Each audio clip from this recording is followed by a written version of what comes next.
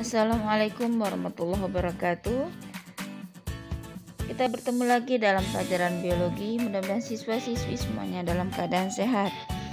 Nah, untuk pertemuan kita kali ini kita akan membahas mengenai chordata. Khususnya pada pertemuan kali ini kita hanya membahas mengenai hewan yang termasuk ke dalam kelompok Poikilotherium atau hewan berdarah dingin.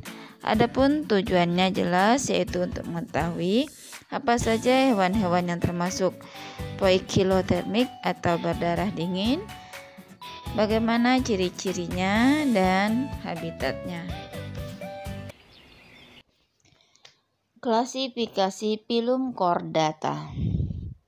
Phylum Chordata mempunyai ciri khusus, yaitu memiliki chorda dorsalis atau notochord pada tahap perkembangan.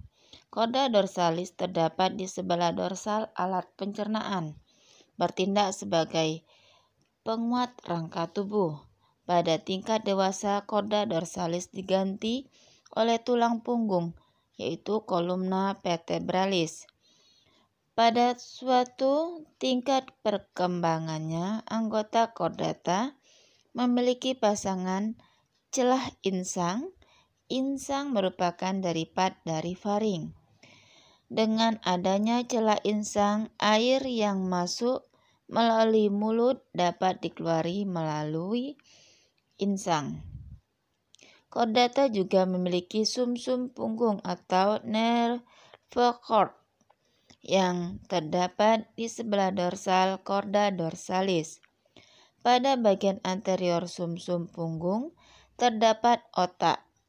Phylum Chordata dikelompokkan menjadi 4 subphylum, yaitu yang pertama Hemichordata. Bentuk tubuh Hemichordata seperti cacing dan mempunyai notochord berukuran pendek.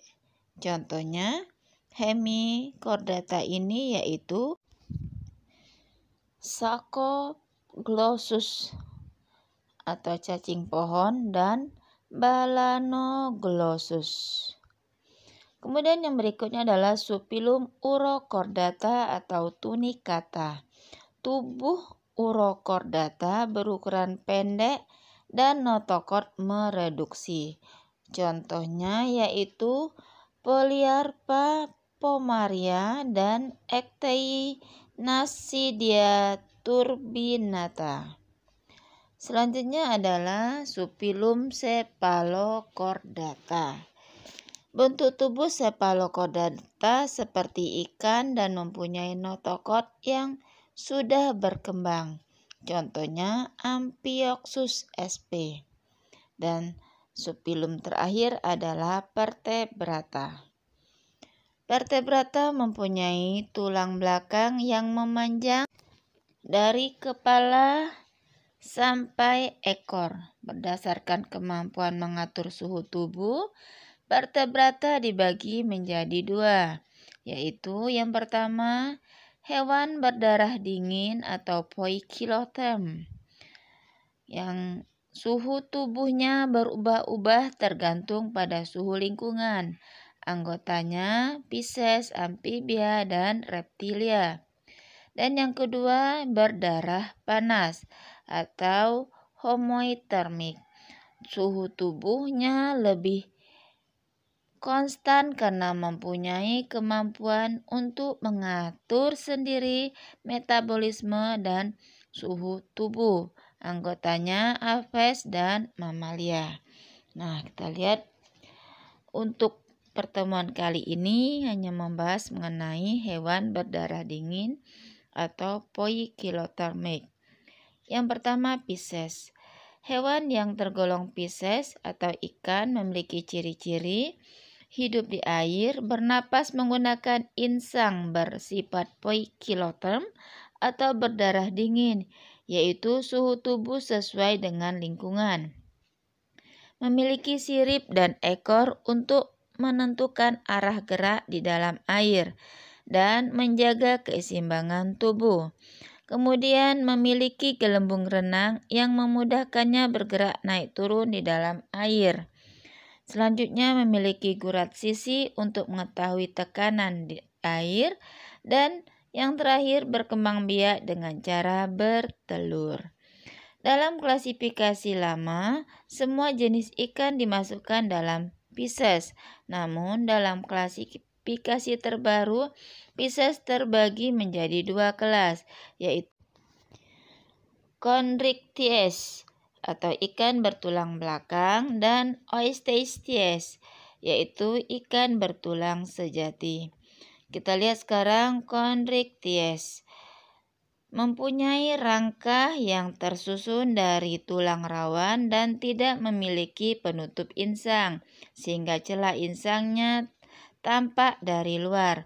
Chondrichthyes berkembang biak dengan cara bertelur dan mengalami fertilisasi internal.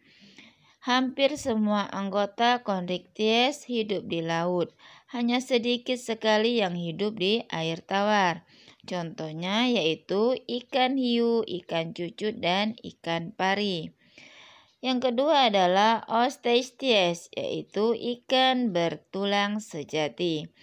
Memiliki rangka yang tersusun dari tulang sejati dan memiliki penutup insang atau operculum, sehingga celah insang tidak tampak. Oystachyes berkembang biak dengan cara bertelur dan mengalami fertilisasi eksternal. Habitatnya ada yang di air tawar dan ada di air laut. Contohnya ikan barakuda, ikan tongkol, ikan mas, ikan lele, dan seterusnya. Selanjutnya adalah amfibi. Hewan yang termasuk kelompok amfibia memiliki ciri-ciri hidup di 2 alam, yaitu di air laut dan air tawar. Bernapas menggunakan insang pada fase larva dan berudu, serta menggunakan paru-paru pada fase dewasa. Bersifat poikilotem, terdapat membran nictitans pada mata yang berguna untuk membasahi bola mata dan melindungi mata saat berada dalam air. Berkembang biak dengan cara bertelur, mengalami pembuahan di luar tubuh hewan betina atau fertilisasi eksternal, dan mengalami metamorfosis sempurna, yaitu perubahan bentuk tubuh yang sempurna. Contohnya adalah salamander pualam dan gata. Selanjutnya reptilia. Hewan yang tergolong reptilia memiliki ciri-ciri yang pertama, tubuh dilindungi oleh kulit bersisik dari zat tanduk, bernapas menggunakan paru-paru, bersifat poikilotem. Kemudian berkembang biak dengan bertelur atau ovipar. Beberapa di antaranya ada yang bertelur melahirkan atau ovovivipar, misalnya ular anaconda. Kemudian mengalami pembuahan di dalam tubuh hewan betina atau fertilisasi internal. Ada yang memiliki kaki, ada juga yang tidak memiliki kaki. Contohnya ular, dan bergerak dengan cara melata. Reptilia dibedakan menjadi 4 ordo. Yang pertama, squamata terdiri atas 2 subordo, yaitu Lacertilia bangsa kadal, mempunyai 4 tungkai, contohnya kadal, bunglon, dan komodo. Kemudian Ovidia bangsa ular, tidak mempunyai tungkai, serta rahang atas dan rahang bawah tidak mempunyai sendi. Contohnya piton dan kobra serta sanca hijau. Seterusnya adalah Testudinata, bangsa kura-kura dan penyu. Tubuh terlindungi oleh carapax di bagian atas dan plastron di bagian bawah. Tidak mempunyai gigi dan rahangnya dilapisi zat tanduk, contohnya kura-kura air tawar dan penyu hijau. Seterusnya adalah krokodil atau crocodilia, Bangsa buaya mempunyai kulit tebal, rahang kuat, serta pada lubang hidung dan telinga terdapat klep yang dapat menutup ketika berada di dalam air. Contohnya buaya muara. Dan ordo berikutnya adalah Rhynchocephalia, merupakan ordo yang paling primitif. Contohnya tuatara.